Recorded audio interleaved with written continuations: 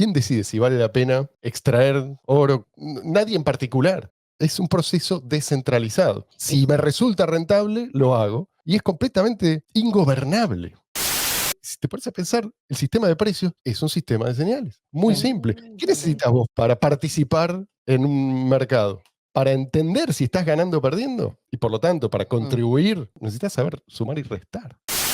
Yo tengo la impresión de que piensa que es mejor dirigir conscientemente eso que, en realidad, si te pones a pensar, solo funciona porque no hay una dirección consciente. Claro.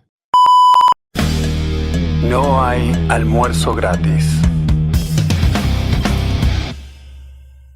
Hola, hola, hola, gente. Bienvenidos a No hay almuerzo gratis. Mariana aquí a mi lado. Luis desde el hermano país de Venezuela. Hoy con un peinado polémico. ¿Qué es lo que pasó, Luis? Contad. No encontré para peinarme, pero yo sé que mi público es fiel y me quiere así tal cual. Si un día vengo con unas rastas, sí, largas, me van a querer así. Si lo quieren ver a Luis en persona, en octubre, adelanto, va a estar en Buenos Aires. Esto creo que va a ser uno de los principales atractivos de la conferencia. La fila para firmar autógrafo va a ser larguísima. Marian, ¿querés empezar con tu noticia? Tengo una noticia. De esas que fortalecen al efectivo electrónico. Buenísima la noticia de hoy. Viene de Miami, Florida. ¿Ustedes pensaban que ya conocían el efectivo electrónico peer-to-peer, el dinero electrónico peer-to-peer? ¿Lo conocían? Existe. Sabemos. Sí. Dedicamos este programa a eso, ¿no? Bueno, no. Mastercard. Mastercard nos dice ahora ¿qué es el dinero peer-to-peer? ¿Qué son las cripto peer-to-peer? Ellos. No es lo que pensábamos. Ellos se van a encargar ahora de que vos puedas enviar criptoactivos. Recordemos, perdón, para la gente que no sabe, Mastercard es uno de los principales financistas de Blockstream, la compañía que hoy domina el desarrollo de Bitcoin BTC. Exactamente. Bueno, ellos se encargaron de dar una nueva definición al peer-to-peer, porque, o sea, evidentemente, es muy caótico. Aunque sea de persona a persona, no alcanza, no es suficiente, eso no va más, no corre. Así que lanzaron una prueba piloto de transacciones peer-to-peer de criptomonedas usando alias. Con ellos en el medio, obviamente, o sea que claro, por eso. Mastercard to peer. Peer-to-peer con un intermediario. O sea, una nueva definición del peer-to-peer que le vamos a poner otro nombre. Peer-to, P2, no sé. PMP. Pero escuchá lo que dice porque es muy, muy gracioso. Dice que esta vez van a poder usar, los usuarios de exchanges van a poder usar, enviar y recibir criptomonedas utilizando su alias de Mastercard, que se llama Mastercard Crypto Credential, le pusieron un nombre, en lugar de las típicamente largas y complejas direcciones blockchain, porque es demasiado trabajo, es muy complicado, en eso no es para ya fue, sí. No.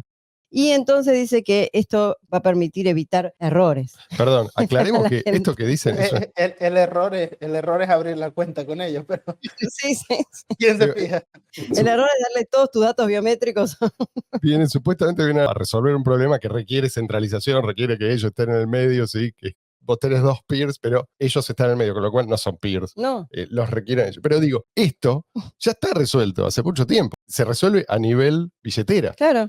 Vos podés tener direcciones con el nombre que vos quieras. Podés usar la dirección, te facilitan la dirección cruda, si vos querés, o podés poner un nombre. Esto no es un problema que tenemos y que necesitamos a Mastercard para que venga a resolver. Justamente el trabajo que hacen los desarrolladores de wallets, de billeteras, es facilitarle la tarea a la gente, hacerle una interfaz de usuario fácil, algo...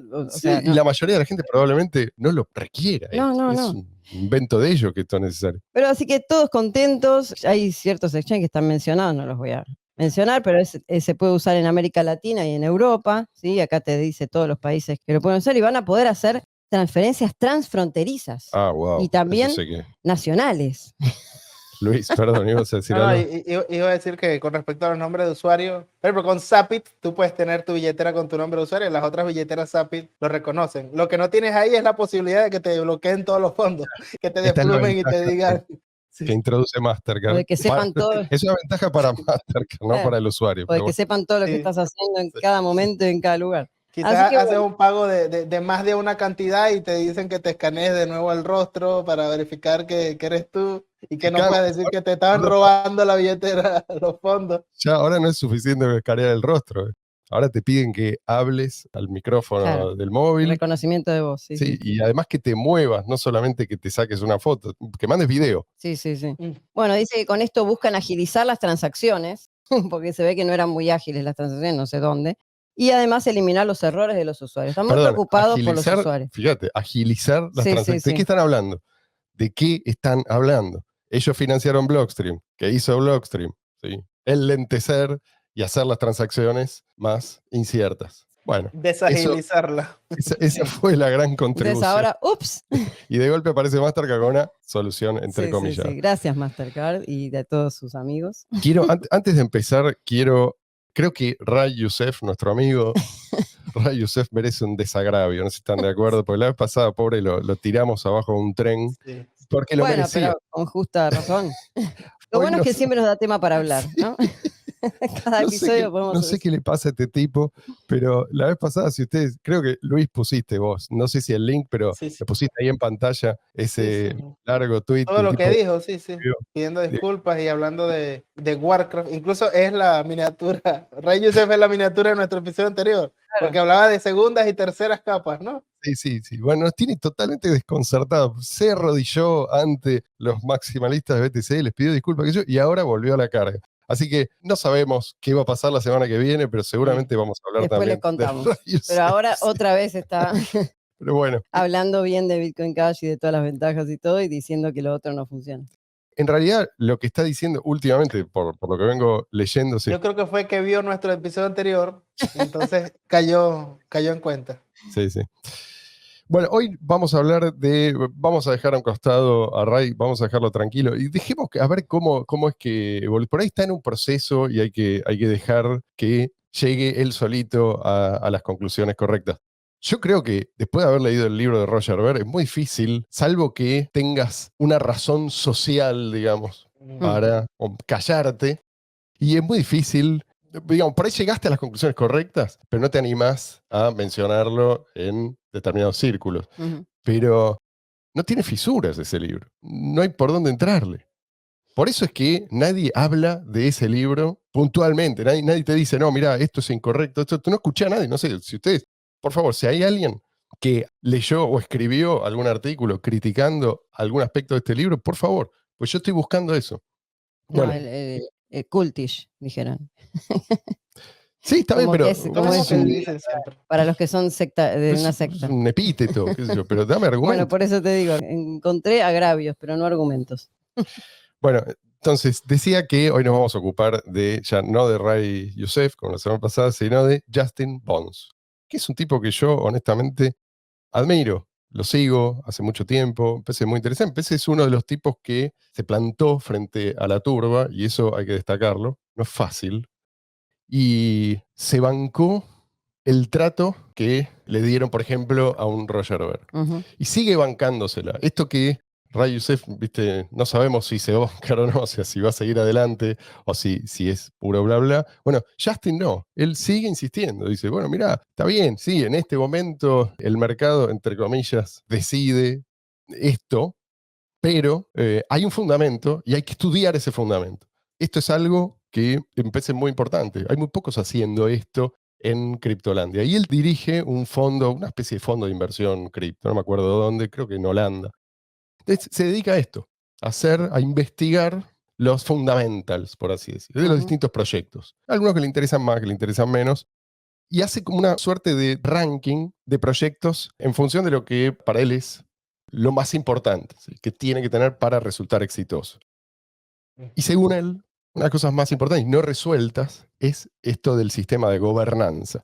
Y él lo llama gobernanza, yo creo que él lo llama gobernanza para distanciarse de la política, ¿no? Para que no lo confundan con lo que, cuando uno piensa en política, ¿qué piensa? En una burocracia, en algo lento, en algo coactivo. Ujú. Es cierto que no es lo mismo gobernanza que gobierno. Es como gobernanza es más amplio que Sí. gobierno y no necesariamente involucra el uso de la fuerza. Ujú. Esto creo que es una distinción no menor, pero yo creo que aplicado a la moneda, los dos son igualmente indeseables. Yo lo veo como un malentendido. Es decir, es como lo que él llama gobernanza on-chain, es como una extrapolación de la política tradicional, la política tal como la conocemos, pero parece descansar en la creencia de que la cadena de bloques de alguna manera puede purificar la política. O sea, esta idea de muchos que en su momento ingenuamente pensaron, no, bueno, sí, una vez que tenemos la cadena de bloques, ahora sí, los gobiernos van a poder ser monitoreados y no solamente ellos nos van a monitorear a nosotros, sino que nosotros vamos a controlar sus gastos. Sí, claro. Mentira. Bueno, creo que esto parte del mismo error. Pensar que esta tecnología mágicamente resuelve esos problemas. Esos problemas no tienen solución tecnológica. Si vos tenés una jerarquía injusta, no hay tecnología que vaya a resolver ese problema. Digamos, la tecnología te puede ayudar a lidiar con eso, pero no vas a reimplementar esa misma jerarquía, sino para que se convierta en algo justo. No sé si se Aparte, entiende. muchas veces es un arma de doble filo. Cualquier innovación de estas Sí. es un arma de doble filo. Sí, puede ser hasta Le sirve peor. Sí, tal cual. a unos y a otros, a los que quieren atacar y a los que quieren defenderse. Entonces, bueno, tampoco es que es la solución para... Pero está bien. Ellos consideraban que tenemos la cadena de bloques y ahora no hay manera de que la usen en nuestra contra. ¿Sí? Y además no les va a quedar más remedio que aplicarse a ellos mismos los estándares que nos aplican a nosotros. Bueno, mentira, eso está claro que no es así. Sí, Luis. Este deseo de la gobernanza puede venir también del deseo de querer unas ciertas reglas que sean como más predecibles, más claras, ¿no? Sí. Quizás habiendo pasado conflictos que ocurren cuando una facción quiere una cosa, otra quiere otra cosa, incluso alguna maliciosamente, pero igual entender que, ponte, tú quieres reglas claras y crees que todo está bien delimitado y de repente viene una situación en la que esas reglas no son lo suficientemente flexibles como para abordar. Exactamente. Claro. Y se cree que sí. Que, es como una solución mágica. Que dentro de este sistema, porque el tipo que idea ese sistema, no se le ocurre cómo ese sistema puede ser atacado, cómo puede degradarse con el tiempo. Pero eso no significa que no puede serlo, de hecho, lo más probable es que sí. O sea, vamos al grano. Una buena moneda no requiere gobernanza. Este es el punto. Y yo te diría más. Una buena moneda es buena moneda porque no requiere gobernanza. O sea, gobernanza es lo que no queremos.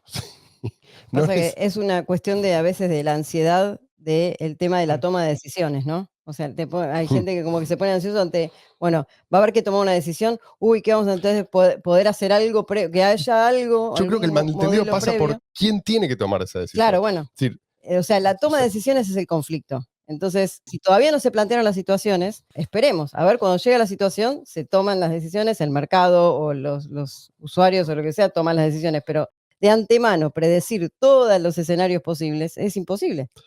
No, y es que ni siquiera puedes predecirlo. No puedes hacer un sistema que aborde absolutamente todo con... O sea, puedes tener principios que te permitan abordar las situaciones, pero tener un sistema que no... Que iba a decir que también es como hablar de anarquismo y hablar de anarquismo con gobernanza, ¿no? Es No que- no sé si me explico. no, es que, es otro nivel. Vos podés tener gobernanza en un contexto de anarquismo. Sí, pero, a ver, no me quiero meter en este punto, porque estamos hablando de la moneda. No quiero desviarme mucho, pues si no, esto va a ser eterno. Bitcoin tiene que llegar al punto en que no requiere gobernanza. Ujú. Esto es lo que nosotros llamamos segunda era. Porque es cierto que hoy en día hay alguna forma, y por ahí no es algo formal, pero existe, hay gobernanza. Y me refiero a todos los proyectos, no solo a Bitcoin. Pero eso es una etapa que hay que superar. En la segunda era, ¿qué es lo que pasa en la segunda era? Recordemos rápidamente, en la segunda era los mineros ya dependen exclusivamente del ingreso que proviene del agregado de tarifas. Ya cuando Sí, ya no hay ahí. recompensa por No, bloque. no es que no hay recompensa, pero es Es irrelevante. irrelevante, Porque sí, el grueso de su ingreso pasa por las tarifas. pasa por las tarifas, porque hay un gran volumen de transacciones. Entonces ahí, esto de la gobernanza, yo no sé si cabe llamarlo gobernanza, es un proceso descentralizado. ¿Qué quiere el minero? Quiere minar más transacciones. Entonces hace lo posible para minar más transacciones. Todos los mineros hacen eso. Cada usuario también, por su lado, está buscando beneficiarse. Eso que hacen los mineros beneficia a los usuarios, beneficia al empresario, se benefician todos. Clarísimo. Pero se Ya benefician está, todos. podemos terminar acá el Porque episodio con se esa frase. benefician todos, pero no porque hay un ente ¿sí? central que decide este es el camino, todos vamos para allá. No, cada Claro. uno está actuando en su propio beneficio. O sea, ¿sí? si confías en el sistema de incentivos, no necesitas un sistema de gobernanza. Exactamente. Claro. Sobre todo cuando hablamos de moneda. No, y cuando hablamos de Bitcoin, porque Bitcoin, lo más cercano que tenemos a la gobernanza que está desde el principio de Bitcoin es el consenso, pero el consenso no es gobernanza. O sea, si tienes más del 51 del hash, siendo honesto, eso defiende las monedas, eso toma decisiones, pero ni siquiera ese más del 51 siempre es un mismo agente o está estático, sino que va cambiando con el tiempo, ¿no? O sea, no llega a ese nivel de gobernar la cadena, sino es eso, un sistema de consenso, reglas claras, pero no reglas claras sobre el sujeto, sino sobre cómo decidimos las cosas. Una aclaración quiero hacer. Ausencia de gobernanza no significa necesariamente osificación. Porque hay un modelo erróneo que mucha gente considera válido, incluso de este lado, gente muy cercana. Esta idea de que hay que hacer todos los cambios ahora, antes de la osificación, porque después va a ser muy difícil. Creo que algo de cierto hay en eso, pero creo que no va a llegar a ese punto si es que tenemos Éxito. éxito. Es decir, si alcanzamos esa segunda era, va a haber cambios. Esto va a seguir cambiando, pero solamente va a haber cambios que incrementen el valor de la red, no cualquier cambio. Y no es que cualquiera va a poder venir y decir, che, no, esto es lo que hay que hacer y va a haber un debate interminable, o sea que se va a parecer a la política tradicional, ¿no? Donde se están matando por quién mete un cambio. No, no, no. El minero no va a aceptar cualquier cambio. Si vos le haces un cambio que limita su rentabilidad, ¿sí? Que le espanta a todos los usuarios. Que le espanta a los usuarios, ¿sí? Que limita el efecto de red o conspira contra el efecto de red, y el minero no le va a gustar, no lo va a implementar. Así que ahí tenés un ejemplo de un sistema de toma de decisiones, pero que es completamente descentralizado, que no requiere lo que este tipo llama gobernanza. ¿Vos querés gobernanza? El dólar tiene gobernanza. El dólar tiene, y por eso va a terminar como todas las monedas fiat. Todas las monedas fiat tienen gobernanza. Ese es precisamente su punto débil. Claro. ¿Sí? Lo que muchos ven como el punto fuerte es en realidad un punto débil. Eventualmente, ¿por qué seguimos teniendo oro después de miles de años? Pero pasaron cuántas monedas fiat nacieron y murieron en todos esos miles de años. ¿El oro requiere gobernanza? No. ¿Quién decide si vale la pena extraer oro, cuánta cantidad de oro? Nadie en particular.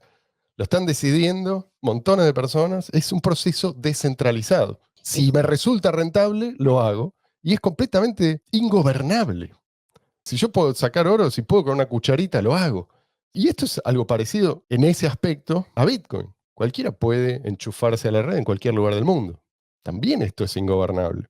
Digo, eventualmente si llegamos a esa segunda era y los mineros ya no dependen del software que les llega, ¿viste? Y se lo descargan automáticamente por lo de igual, sino que están concentrados en contribuir al software que los beneficia. Bueno, en ese punto, sí, la minería de Bitcoin empieza a parecer bastante a la minería de oro, que es esa comparación que hacía Satoshi, o esa analogía. No, y estaba pensando que para los que los pone nerviosos el tema de que sea predecible o impredecible una cuestión por esto de que hay o no hay gobernanza, justamente el ejemplo que decías del dinero fiat que tiene gobernanza es lo más impredecible que existe, porque ahí en ese caso es capricho puro de los que están Sí, lo único predecible es que va a desaparecer No, está bien, en pero un digo, lapso relativamente breve comparado con buenas monedas pues si como no lo hay que están gobernanza, uy, todo es Sí. impredecible, todo es Sí, incierto, tal cual, todo tal cual, es al revés. y resulta que Sí. el ejemplo máximo de gobernanza, que es el dinero centralizado, es lo más Sí, sí, impredecible de todo. No sabes cuánto van a imprimir, cuándo lo Sí, van a imprimir, exacto. cuánto va a valer. Entonces, Y ahí si no es estatal también, porque no sabes cómo lo van a atacar. O sea que el problema no es solamente el uso de la fuerza, el curso forzoso, como quieras llamarlo. El problema es que hay gobernanza, o sea, hay un punto que podés atacar o que se puede degradar Sí. de mil maneras. O cómo se va a comportar la gente. O sea, podemos poner el ejemplo de Dash, que tienen, diría que es de las primeras monedas que plantean esta gobernanza, pero ¿cómo se comportan, por ejemplo, la gente que quiere construir en Dash? Va hacia la tesorería, pide financiamiento y también los que toman decisiones de esa tesorería y esas organizaciones, pues terminan de alguna forma condicionando cómo se construye ahí dentro. Bueno, ese es un ejemplo, pero hay muchos otros modelos similares. El oro, entonces, no es gobernable. El patrón oro sí. Claro. Importante distinguir una cosa de la otra. Sí, y el patrón, por eso terminó como terminó el patrón oro, ¿no? Por ser un sistema de gobernanza. Y quizás se podría decir por extensión el patrón Bitcoin, el patrón BTC va a terminar igual. Tal cual. Ese patrón oro es justamente lo que los planificadores terminaron usando para, no importa si es para su propio beneficio, no me importa cuáles eran sus objetivos, pero consideraron que podían hacer ajustes aquí y allá para lograr determinados objetivos, ¿no? Como si operaran una máquina. Y esto es algo que, esta analogía la usan ellos mismos, no es algo que se me ocurra a mí. Ellos, viste que hablan en estos términos. Esa analogía mecánica, Sí. ¿no? Hay que encender, hay que apagar, hay que enfriar, hay que calentar, hay que hacer circular. Ese sistema de gobernanza, lo que lo distingue es que es construido conscientemente, ¿sí? Es diseñado. Es el problema. Es lo que Satoshi Nakamoto propuso superar. ¿Por qué? Porque él entendió que eso, de una u otra manera, seguramente, bueno, sí, él dio señales de haber leído bastante historia. Él sabía que eventualmente iba a ser subvertido, ¿sí? Como decíamos antes, aunque no sepas bien cómo, aunque a vos te parezca, el sistema te parezca brillantemente diseñado, el sistema de gobernanza se degrada. La buena moneda no se degrada, ¿sí? El oro sigue brillando. El patrón oro desapareció hace muchos años. El oro sigue ahí. Si el oro no se usa, es porque tiene defectos intrínsecos Mm. como moneda. No es una moneda tan buena como lo puede ser Bitcoin, pero no desapareció. El patrón oro sí desapareció. Ahora, es cierto que vos al principio, y ahora sí volvemos al mundo cripto, vos necesitas un grupo de gente que está altamente motivada, ¿no? Y altamente conectada y altamente coordinada para encender ese chispazo, si vos querés. Pensá en Satoshi, que era un solo tipo, ¿sí? O ponele durante meses, que eran 2 o 3 gatos locos que se unieron, ¿no? Con un objetivo. Es cierto eso. Es decir, Para darle el impulso inicial. exactamente, pero la idea era que eso fuera el impulso inicial. Ujú. No que siempre hubiera un sistema de gobernanza. Eso era un sistema primitivo de gobernanza. Satoshi decía sí o no, ¿sí? Esto se integra, esto no.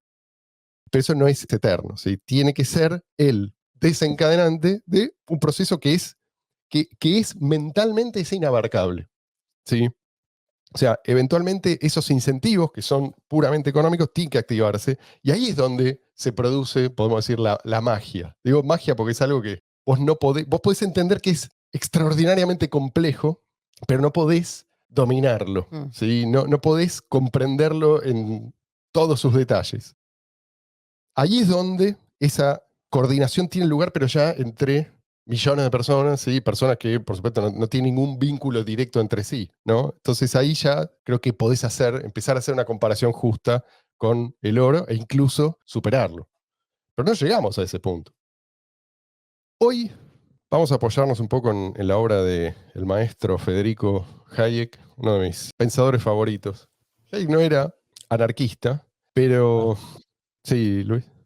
Eso, que sentó las bases, por decirlo así. Exactamente. No era anarquista, pero si vos los lees y sacás las conclusiones que se siguen Mm. de sus planteos, y bueno, en realidad no era anarquista porque se contradecía. ¿Sí? Pero bueno, él empezó como socialista y leyendo a Mises abandonó el socialismo. Escribió acerca de, bueno, es un autor súper prolífico, todo lo que escribe es interesante y hay muchas cosas que sirven en distintas disciplinas.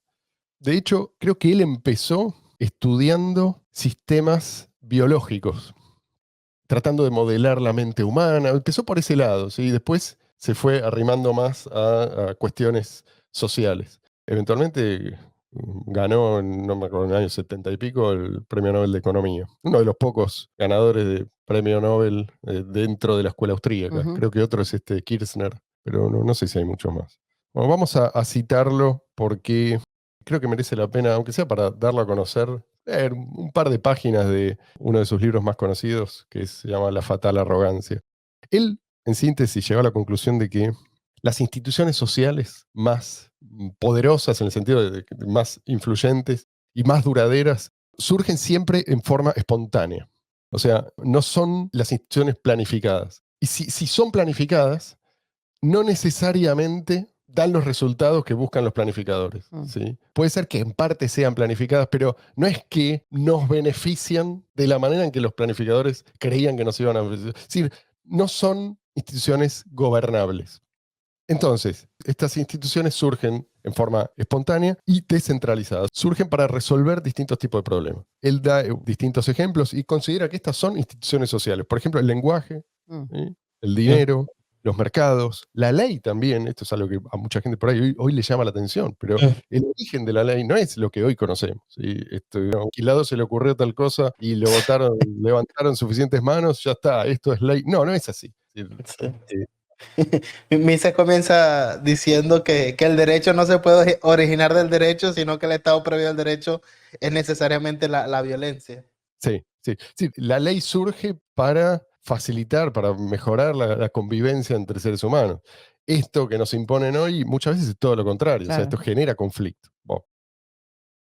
Para Hayek, la mente humana puede comprender la inmensa complejidad de estas instituciones, o digamos así, de las redes que estas instituciones facilitan, pero lo que no puede hacer es diseñarlas, no puede crearlas, Ujú. no puede controlarlas, no puede gobernarlas.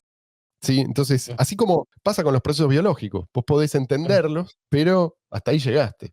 Es poco lo que vos podés hacer. No, no podés crear ese mismo proceso. Es también como ese dicho de que Roma no se construyó en un día, ¿no? O sea, hablando no solamente de lo físico, sino también de las instituciones sociales, Sí, sí, que sí. se dice que es un aporte de una tras otra persona, pequeños aportes hasta que se llegó a un sistema que era más o menos funcional. Sí, sí, y muchos callejones sin salida. ¿Sí? Sí, es un proceso evolutivo. Él hace muchas de estas comparaciones. ¿Qué es lo mejor que puede hacer el ser humano frente a esto? Reconocer humildemente sus límites. No es que no puede hacer nada, pero cuidado, y por eso el libro se llama La fatal Claro, arrogancia. sí, ¿sí? sí, sí. O sea, no hay que interferir, y si vos no interferís, podés aprovechar esas instituciones sociales, podés apalancarte. Esa inteligencia que vos tenés no vale nada sin esas instituciones sociales. Es decir, él propone, yo diría, una manera inteligente de usar la inteligencia. Ujú. ¿Sí?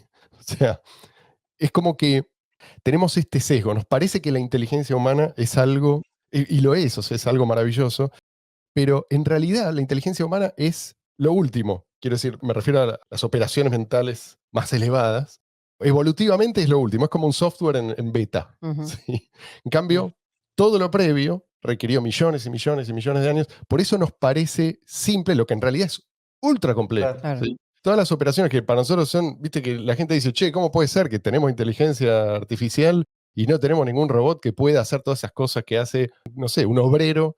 ¿Por qué no tenemos ese robot? Bueno, porque eso no es simple. ¿Sí? Un robot que haga, el mismo robot que sube una escalera, ponele, que agarre un martillo y lo use bien, que después agarre un clavo, que después agarre un alambre y lo doble, y después rompa un, qué sé yo, no sé, un No, palo.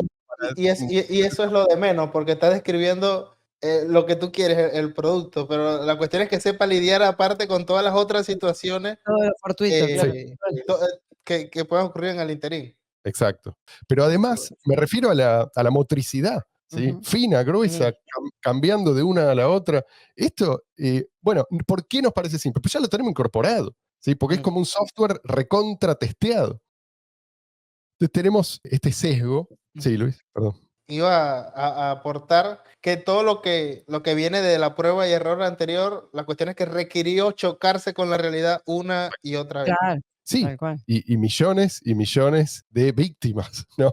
De esa experimentación, sí. Entonces sí, la inteligencia humana es algo que es cierto, cabe considerarlo, qué sé yo, linda con lo milagroso, pero ¿de qué te sirve la inteligencia individual sin esas instituciones sociales? Ponle que vos naciste en Burkina Faso, Mm, te puede pasar. Qué mala suerte. Puede pasar. Vos sos extremadamente inteligente en Burkina Faso. ¿De qué te va a servir? ¿Sí? Esa inteligencia hoy en día en Burkina Faso. Un ejemplo más extremo para entender la importancia de estas instituciones sociales de las que hablamos. Ponele que un tipo con, si tal cosa existe, con marcadores genéticos de inteligencia, altísima inteligencia, sí, es criado por lobos. ¿Se entiende, no? Mm. Es decir, la inteligencia. Se vuelve un ejecutivo de Blockstream. El lobo de Wall Street. Y acá es donde quiero hablar, y yo creo que cuando escribí este posteo, que voy a leer ahora, es muy breve, yo estaba bajo la influencia de Hayek. Me parece, ahora van a entender por qué. Las hormigas, voy a hablar de las hormigas, nos enseñan precisamente el poder de estas instituciones. No es exactamente lo mismo, ¿sí? Pero son lo que algunos llaman redes tontas, Ujú. entre comillas, ¿no? O sea, son redes sin gobernanza. No hay diseño acá, y la inteligencia individual de cada hormiga es prácticamente nula, y sin embargo, Se organizan. no hay animal más exitoso que las hormigas. Ya lo dijimos en alguna oportunidad. Sí, la masa de hormigas supera la masa de cualquier Mi otro. jardín es un ejemplo de eso. Que haga lo que haga, igual ellas Se están. adaptan a todo y están en todas partes. Bueno, entonces, son redes muy simples, son redes basadas en un sistema de señales muy simple. Si te pones a pensar, el sistema de precios es un sistema de señales muy Sí. simple. ¿Qué necesitas vos para participar en un mercado? No, necesitas, o no digo que sea lo único que necesitas, pero para entender si estás ganando o perdiendo, y por lo tanto para contribuir, para aportar valor, necesitas saber sumar y restar. Esa es la razón por la cual un tipo prácticamente analfabeto puede hacer una fortuna en el mercado. Para desconcierto de los intelectuales y para frustración de los intelectuales. Acá lo tengo y lo voy a leer porque es muy breve y la verdad lo volví a leer y me gustó. No es porque lo escribí yo, sino porque La fatal me parece que, arrogancia. hablando de la Se fatal llama. arrogancia, forma parte de una serie de posteos que se llama, el título es el efecto de red estúpido. Esta es la parte 7, no me acuerdo de cuántas son. La fatal arrogancia del autor. Sí. Dice, la terminología que normalmente empleamos al referirnos a la organización de un hormiguero no debe confundirnos. Aquí la reina no es exactamente reina. Las obreras no son exclusivamente obreras y las soldados no son exclusivamente soldados. En el hormiguero no hay un centro rector ni control jerárquico e investigaciones recientes han demostrado que ciertos roles que se creían fijos en realidad no lo son. Así como en las sociedades humanas, no es un comité decidiendo qué se produce y quién lo produce y para qué, lo que organiza eficientemente el mercado, sino un sistema de precios en el que los individuos participan de manera autónoma. No es una dirección inteligente, entre comillas, lo que organiza el hormiguero, sino un sistema de señales en el que las hormigas participan de manera autónoma. La organización del hormiguero depende de un protocolo tan simple y eficaz que ha hecho de las hormigas, seres que no se destacan precisamente por su inteligencia, uno de los grupos zoológicos más exitosos y duraderos. ¿Qué saben las hormigas que nosotros no sabemos? En realidad, nada. Ninguna hormiga sabe lo que debe hacerse, entre comillas, para lograr el bienestar de la colonia. Cada hormiga responde exclusivamente a lo que la rodea y a sus interacciones directas con otras hormigas, a los patrones y a la frecuencia de sus encuentros, así como a los olores que las otras hormigas dejan en su camino. Al contrario de lo que solía creerse, las hormigas van pasando de una tarea a la otra según las exigencias que impone su entorno cambiante. Cuando es necesario reparar el hormiguero, aumentará el número de hormigas dedicadas a la reparación.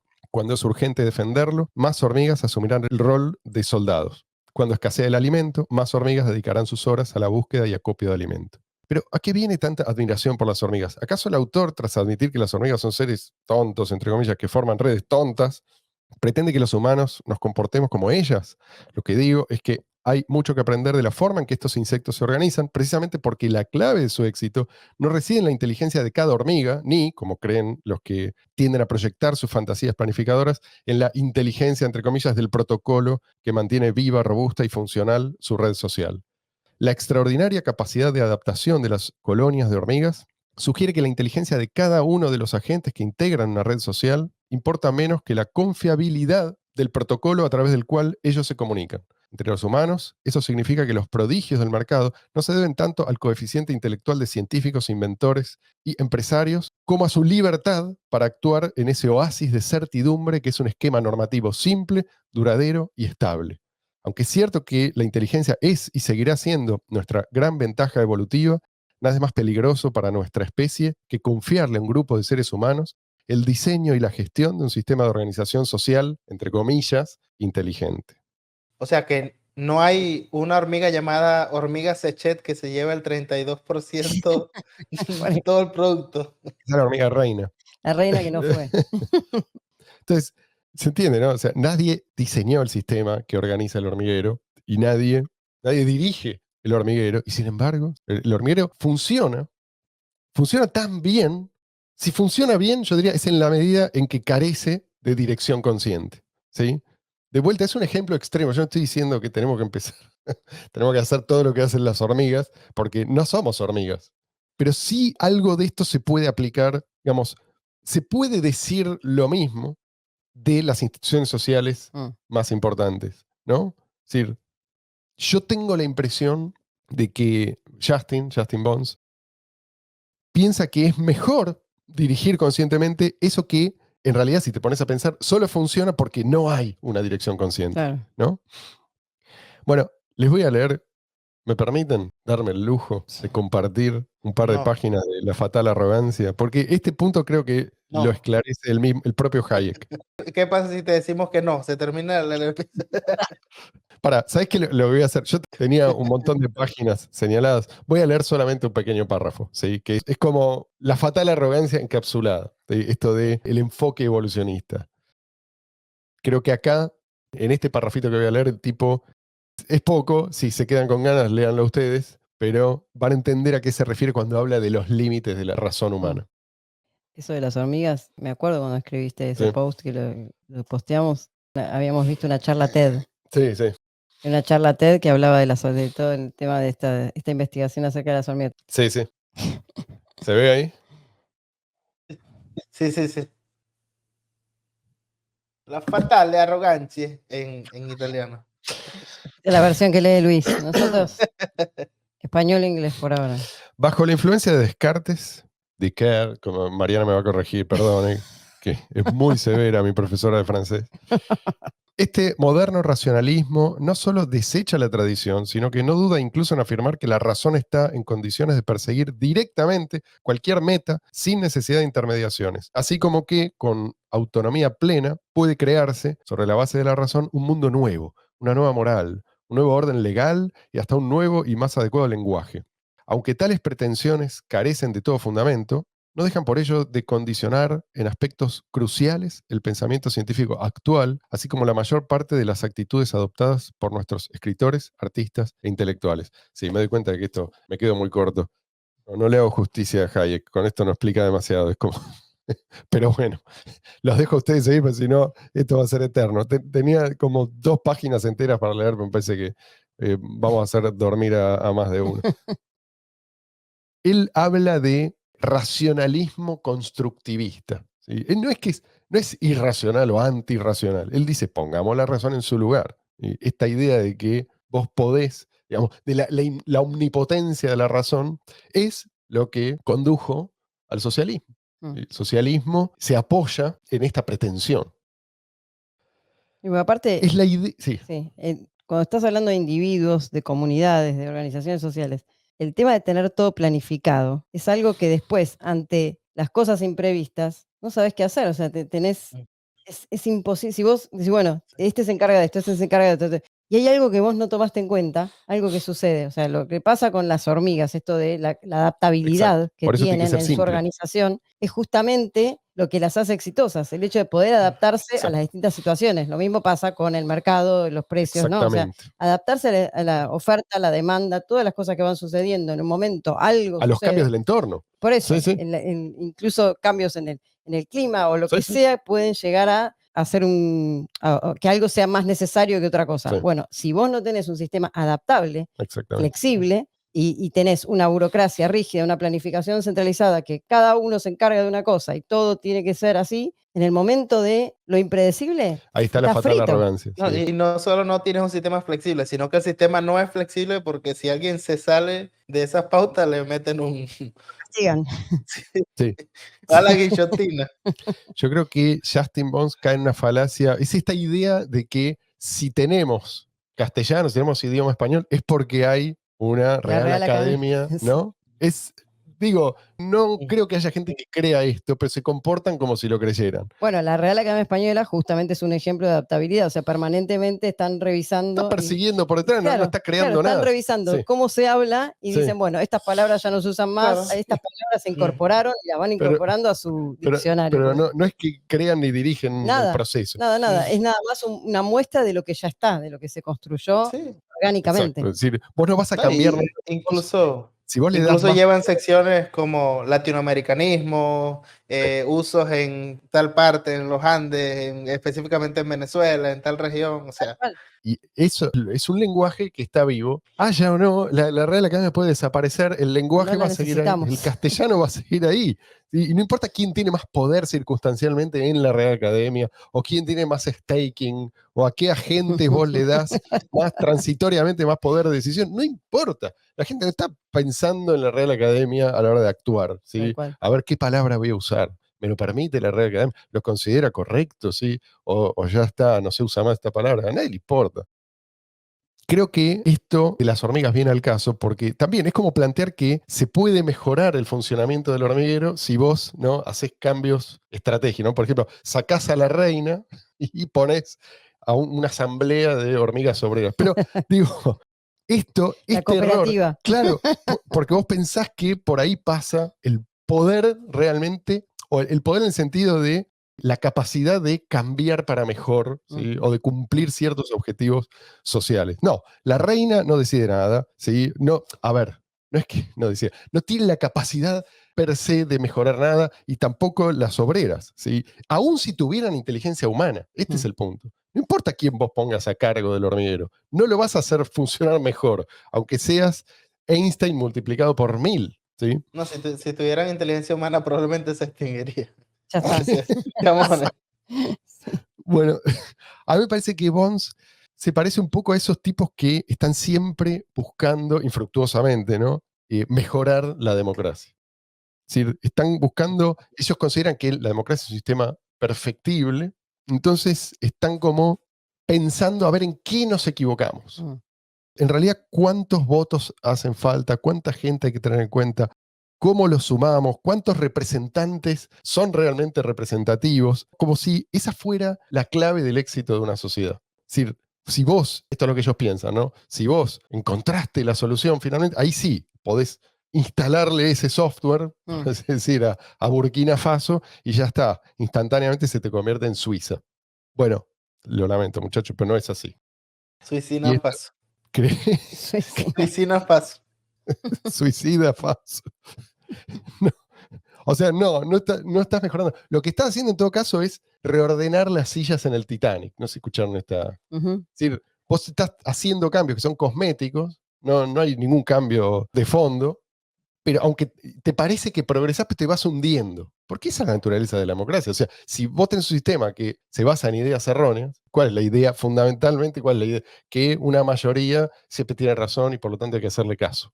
No es que la decisión la tiene que tomar lo que llaman la voluntad de la mayoría, no los legítimos dueños de los recursos, sino que es la mayoría la que decide qué hacer con esos recursos. Bueno, es una pésima idea y por eso siempre termina mal.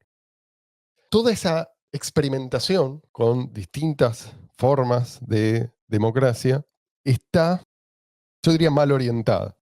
Están centrados en cómo es que se expresa esa voluntad de la mayoría y cómo se ejecuta Mm.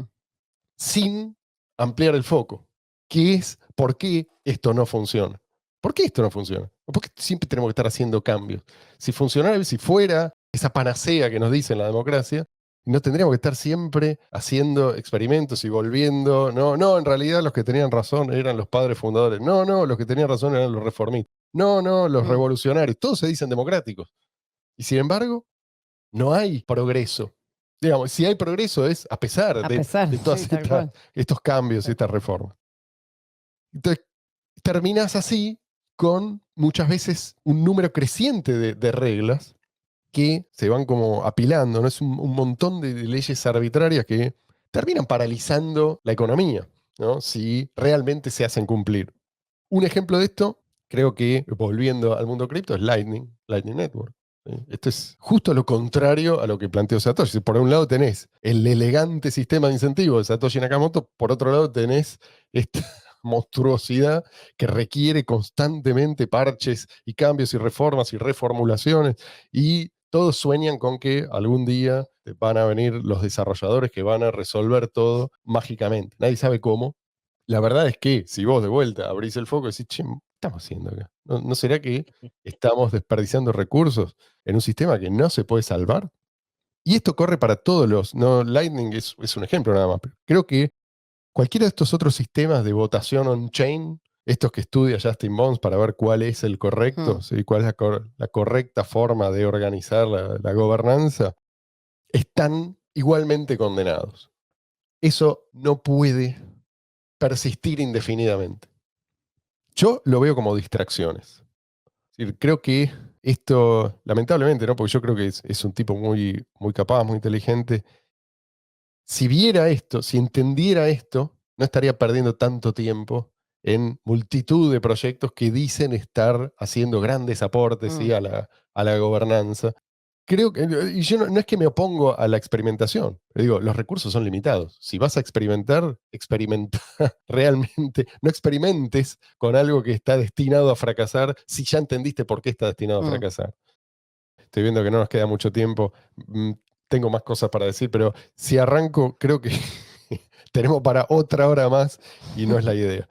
Así que vamos a cerrar por ahora. Vamos a ver el feedback que tenemos. Si la gente quiere que sigamos hablando de esto, desarrollemos un poco más, podemos hacerlo. Y si quieren que hablemos de otra cosa, también comenten. No les Si quiere prometo que nada. leamos el libro entero de Hayek. Claro, claro.